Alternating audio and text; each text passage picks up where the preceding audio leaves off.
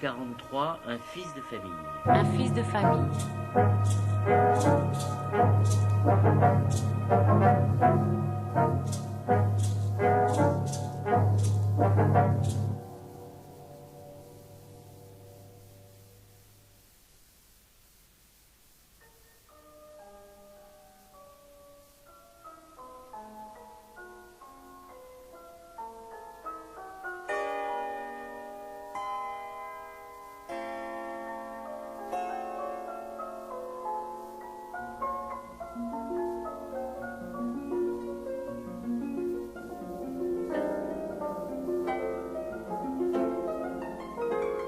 Mervyn tire le bouton de cuivre et le portail de l'hôtel moderne tourne sur ses gonds.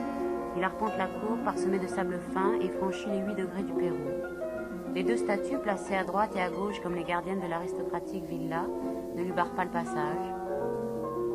Celui qui a tout renié, père, mère, providence, amour, idéal, afin de ne plus penser qu'à lui seul, s'est bien gardé de ne pas suivre les pas qui précédaient. Il l'a vu entrer dans un spacieux salon du rez-de-chaussée, aux boiseries de cornaline. Le fils de famille se jette sur le sofa, et l'émotion l'empêche de parler. Sa mère, à la robe longue et traînante, s'empresse autour de lui et l'entoure de ses bras. Ses frères, moins âgés que lui, se groupent autour du meuble chargé d'un fardeau. Ils ne connaissent pas la vie d'une manière suffisante pour se faire une idée nette de la scène qui se passe. Enfin, le père élève sa canne et abaisse sur les assistants un regard plein d'autorité. Appuyant le poignet sur les bras du fauteuil, il s'éloigne de son siège ordinaire et s'avance avec inquiétude, quoique affaibli par les ans, par le corps immobile de son premier-né. Il parle dans une langue étrangère et chacun l'écoute dans un recueillement respectueux. Qui a mis le garçon dans cet état? Mervyn. Tranquillise-toi. Je donnerai des ordres à mes domestiques afin de rencontrer la trace de celui que désormais je chercherai pour le faire périr de ma propre main. Femme, va chercher dans ton appartement un flacon rempli d'essence de térébenthine. La mère, avec sa démarche royale, s'est avancée vers les franges qui bordent le sofa. Le commodore, avec un geste fier mais bienveillant, accepte le flacon, un foulard d'Inde y est trempé, et l'on entoure la tête de Mervyn avec les méandres orbiculaires de la soie. Il respire des selles, il remue un bras, la circulation se ranime. Qui va là?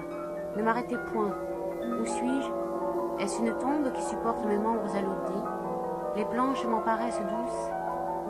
Le médaillon qui contient le portrait de ma mère, est-il encore attaché à mon cou? Arrière, malfaiteur, à la tête échevelée. Il n'a pas pu m'atteindre, et j'ai laissé entre ses doigts un pan de mon pourpoint. Détachez les chaînes des bulldogs, car cette nuit, un voleur reconnaissable peut s'introduire chez nous par effraction, tandis que nous serons plongés dans le sommeil. Mon père et ma mère, je vous reconnais, et je vous remercie de vos soins.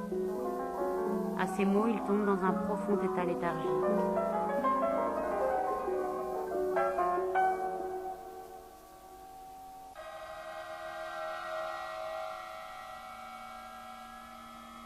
Maldoror, caché derrière la porte, n'a perdu aucune parole. Maintenant, il connaît le caractère des habitants de l'hôtel et agira en conséquence. Il sait où demeure Mervyn et ne désire pas en savoir davantage. Il a inscrit dans un calepin le nom de la rue et le numéro du bâtiment. C'est le principal. Il est sûr de ne pas les oublier. Il s'avance, comme une hyène, sans être vu, et longe du côté de la cour. Il escalade la grille avec agilité et s'embarrasse un instant dans les pointes de fer. D'un bond, il est sur la chaussée. Il s'éloigne à pas de loup.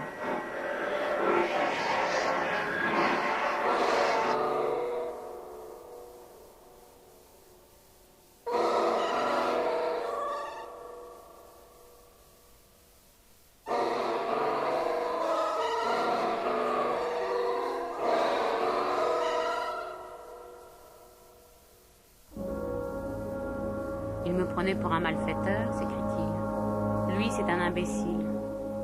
Je voudrais trouver un homme exempt de l'accusation que le malade a portée contre moi. Je ne lui ai pas enlevé un pan de son pourpoint, comme il l'a dit. Simple hallucination hypnagogique causée par la frayeur. Mon intention n'était pas aujourd'hui de m'emparer de lui, car j'ai d'autres projets ultérieurs sur cet adolescent timide.